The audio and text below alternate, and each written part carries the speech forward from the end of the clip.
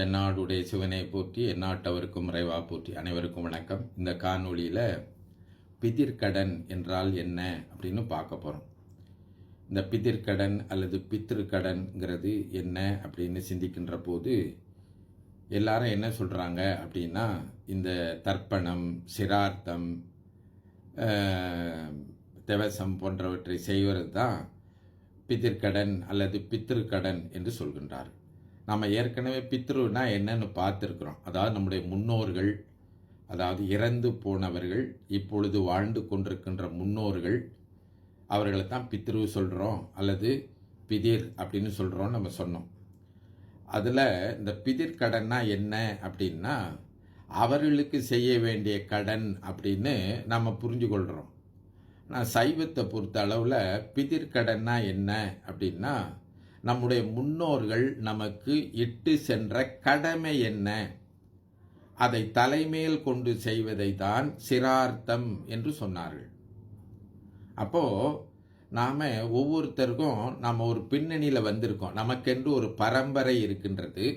அந்த பரம்பரைக்கு என்று ஒரு பண்பாடு இருக்கின்றது. அந்த பண்பாட்டின் வாயிலாக நமக்கு நம்முடைய முன்னோர்கள் சிலவற்றை கற்றுக் கொடுத்து சென்றிருக்கின்றார்கள். உதாரணத்திற்கு ஈகை செய்வது, மற்றவர்களுக்கு தானம் கொடுப்பது, மற்றவர்களுக்கு உதவி செய்வது, பிறரிடத்தில் அன்பாக பழகுவது, ஏழை எளியவர்களுக்கு உணவு கொடுப்பது போன்றவையெல்லாம் நீங்கள் பார்த்தீங்கன்னா நம்முடைய முன்னோர்கள் செய்த கடனாக இருக்கும். சில வேளையில் பார்த்தீங்கன்னா இறை வழிபாட்டிற்கு நம்ம முன்னோர்கள் துணையாக இருந்திருப்பாங்க. நீங்கள் பார்த்தீங்கன்னா ஒரு கோயில் தலைவராக இருந்திருப்பார், இல்லை ஒரு உபயக்காரராக இருந்திருப்பார், இல்லை சமூக தொண்டுகள் செய்தவராக இருப்பார். இதெல்லாம் நம்ம அப்பா நம்ம தாத்தா வழியாக செய்த கடமைகள். இதை தான் நாம் நம்முடைய முன்னோர்கள் செய்து வந்த கடமை என்று சொல்கிறோம். அந்த கடமையை அடுத்து வரக்கூடிய தலைமுறையினருக்கு கொடுத்து விட்டு செல்வார்கள். அவர்கள் எதிர்பார்ப்பார்கள், எனக்கு பிறகு இவற்றையெல்லாம் என் வழி தோன்றுகின்ற வழித்தோன்றல்கள் செய்ய வேண்டும் என்பதை ஒரு பொறுப்பாக நம்மிடத்தில் ஒப்படைத்து செல்வார்கள். அதனால தான் இறப்பில் நீங்கள் பார்த்தீங்கன்னா இந்த சீதேவி வாங்குதல் அப்படிங்கிற காணொளியில் நான் உங்களுக்கு சொல்லியிருக்கேன்.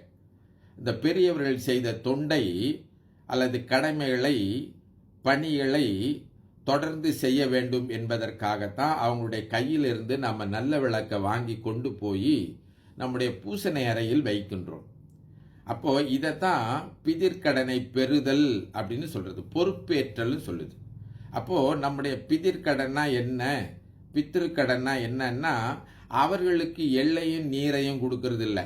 நம்ம ஏற்கனவே ஒரு காணொளியில் பார்த்துருக்கோம். சைவத்தை பொறுத்த அளவில் இறந்தவர்களுக்கு நாம் கொடுக்குற எள்ளும் நீரும் அவங்களுக்கு போய் சேர்றதில்லை, அதற்குரிய உடல்கள் அவர்களுக்கு இல்லை என்று நாம் சொல்கிறோம். இல்லை அவர்களிடத்தில் கொண்டு போய் ஒப்படைப்பதற்கு வேறு யாருக்கும் கொடுக்குறீங்க அப்படின்னு சொன்னால் கூட, அப்படி செய்வதனால சைவத்தில் நன்றும் தீதும் பிறர் தரவாரா என்று வினை கொள்கையை பற்றி சைவம் பேசுது. அவரவர் செய்கின்ற பாவ புண்ணியத்திற்கு ஏற்ப, அவரவர் செய்கின்ற நல்வினை தீவினைக்கு ஏற்ப இறைவன் நமக்கு கூலி கொடுப்பான் என்கின்ற செய்தி சைவ கொள்கையாக இருக்கின்றது. அப்போ இறந்தவர்களுக்காக நாம் செய்கின்ற எந்த கடமையும் எந்த பரிகாரமும் நன்றியும் அவர்களுக்கு போய் சேருவது கிடையாது.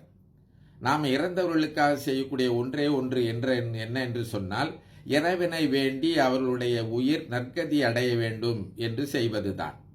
அப்போ பிதிர்க்கடன் என்பது என்னன்னா, இறந்தவரை நோக்கி செய்கின்ற ஒன்றோ அல்லது இறந்தவருக்காக நாம் செய்கின்ற ஒன்றோ என்று இல்லை. அப்போ பிதிர்க்கடன் என்பது நம் முன்னோர்கள் நமக்கு விட்டு சென்ற கடன். அப்ப நாம கடமை, கடன்னா கடமை, என் கடன் பணி செய்து கிடப்பதே அப்படின்னு நாவுக்கரசு பெருமான் சொல்லுவார். அப்போ நமக்கு நம்ம முன்னோர்கள் விட்டு சென்ற கடனைத்தான், கடமையைத்தான் பிதிர்க்கடன், பித்திருக்கடன் என்று சொல்கின்றோம்.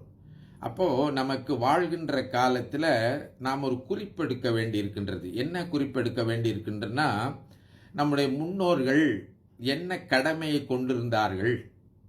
அதாவது ஒன்று நம்முடைய குடும்பத்தை நல்ல வகையாக நம்முடைய பெரியவர்கள் பார்த்து கொண்டிருந்தார்களே என்று சொன்னால் அக்கடமை நாம் எடுக்க வேண்டும். நமக்கு பிறகு, அவர்களுக்கு பிறகு குடும்பத்தை காக்கின்ற கடனை நாம் எடுப்பது ஒன்று பிதிர்க்கடன்.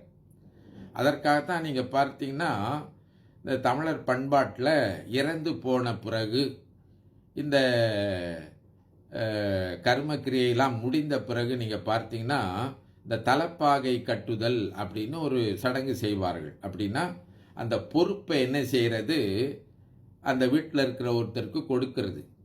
அப்போது நம்ம வீட்டில் அந்த குடும்ப பொறுப்பை நம் முன்னோர் பார்த்து கொண்டிருந்தார்கள்.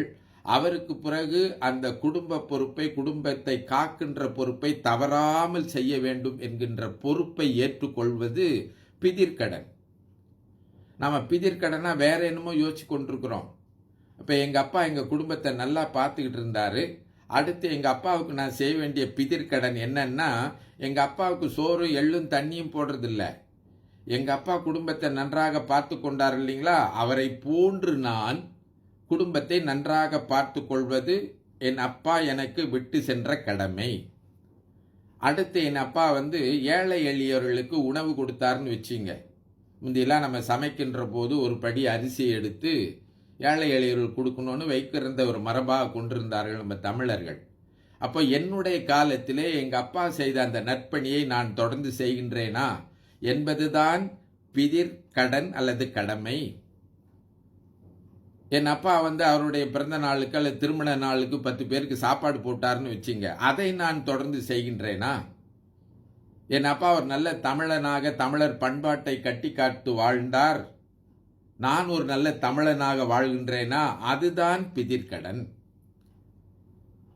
எங்க அப்பா தமிழ் படித்தார், எங்க அப்பா தமிழ் மீது பற்று கொண்டிருந்தார், தன்னை ஒரு தமிழன் என்று சொல்லிக் கொள்வதிலே பெருமை பெற்றிருந்தார், அதை நான் பின்தொடர்கின்றேனா? என் பிள்ளைகள் தமிழ் பேசுகிறார்களா? பின்றனவான்னு சொல்லக்கூடாது, பேசுகிறார்களா? தமிழ் மீது பற்று கொண்டிருக்கின்றார்களா?